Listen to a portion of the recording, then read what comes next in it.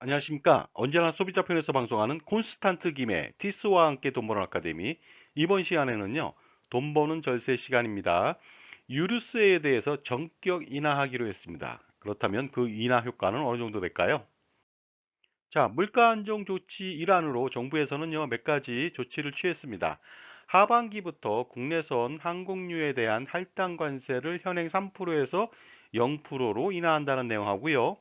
그 다음에 하반기 대중교통 신용카드 소득공제율을요, 80%로 상향 조정했습니다. 그래서 현행 40% 대비 2배로 올렸죠. 그리고요, 경유에 대해서 유가연동 보조금 지원 기준 단가를요, 리터당 1,750원에서 1,700원으로 인하시켰습니다. 물론 한시적으로 7, 8, 9월 달만 적용합니다. 그리고 중요한 게 있죠. 하반기부터 7월부터 12월까지가 되겠습니다. 유류세 인하폭을 법에서 정한 허용된 최대 한도인 37%까지 확대해서 인하시키기로 했는데요. 현행 30%를 인하 중에 있습니다. 이러한 유류세를 인하시킨다면 과연 어느 정도 절감 효과가 있을까요? 일단 유류세에 대해서 알아보도록 하겠습니다. 휘발유에 붙는 유류세를 알아보겠습니다. 자, 휘발유에는요, 리터당 고정 세금으로 교통세라고 하는 529원을 부과합니다. 그 다음에 교육세라고 해서요, 교통세의 15%를 부과합니다. 그리고 도로주행세라고 해서요, 교통세의 26%를 부과합니다. 그 다음에 최종 납품가죠. 소비자가가 되겠습니다. 소비자가에 대해서 부가지세를 붙이죠.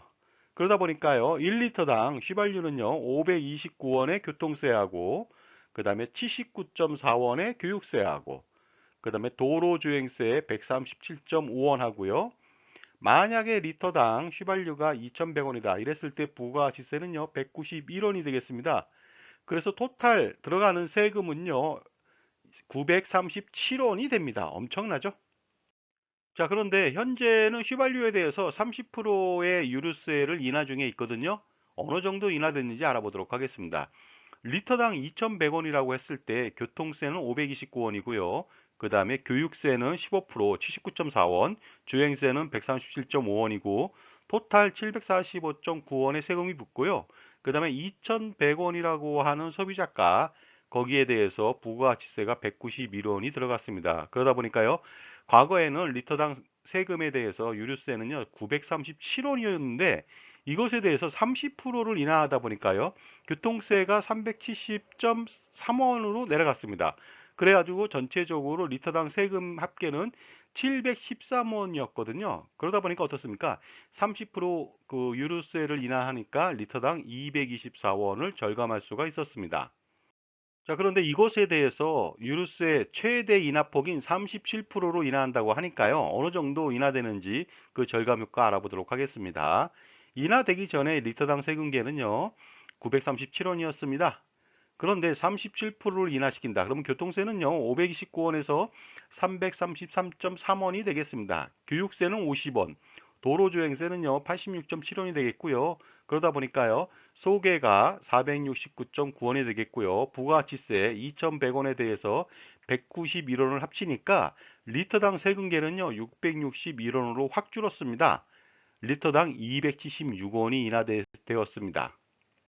자, 그렇다면요. 유류세를 최대폭으로 인하했을 때 과연 생활비는 어느 정도 줄어드는지 알아보도록 하겠습니다. 일반 승용차를 매월 200리터 주유하고 운행한다고 가정했을 때요. 매월 55,196원을 절감할 수 있고요. 6개월간 33만 1,176원을 절감할 수가 있습니다. 그리고요. 캠핑이나 여행 많이 다니시는 분들은요. 이 이상을 절감할 수가 있겠죠. 그러나 대외적인 환경이 더 중요합니다. 유류세 인하보다도요. 만약에 유가가 10%만 상승한다 하더라도요. 그동안 유류세 인하 효과는요. 거의 없을 것으로 판단합니다. 따라서 유가의 하락과 그 다음에 환율의 인하가 중요한 요소라고 볼 수가 있습니다. 자, 그러면요. 경유인 경우에는 과연 그 절감 효과가 어떻게 되는지 알아보도록 하겠습니다. 자, 지금까지 제 정보가 만족스러우셨다면요. 구독과 좋아요 부탁드리겠습니다. 감사합니다. 계속하겠습니다. 자, 경유로 자동차를 운행하시는 분들은요, 과연 생활비 어느 정도 줄여지는지 알아보도록 하겠습니다. 기존에는요, 리터당 2,100원이라고 했을 때, 교통세는 고정액으로 375원, 교육세는 15%, 56.3원, 도로주행세는요, 교통세 26%, 97.5원이 되겠습니다. 따라서 부가세 제외하고 528.8원이 되겠고요. 부가세는 2,100원일 경우에 191원이 되겠습니다. 따라서 유류세 인하 전에는 리터당 그 경유에 대한 세금은 720원이 되겠습니다. 그런데 37%까지 인하시킨다. 그러면요, 교통세는 236.3원이 되겠고요. 교육세는 15%, 35.4원, 도로주행세는 교통세 26%, 61.4원, 부가세 제외하고 333.1원이 되겠고요. 부가세 포함해서 리터당 세금계는요, 524원이 되겠습니다. 그렇기 때문에 이번에 최대폭으로 인하시킨다. 그러면요, 경유는 리터당 196원을 인하시킬 수가 있습니다.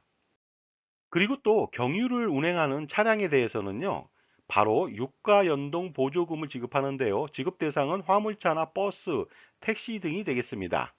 리터당 2,100원일 경우에요.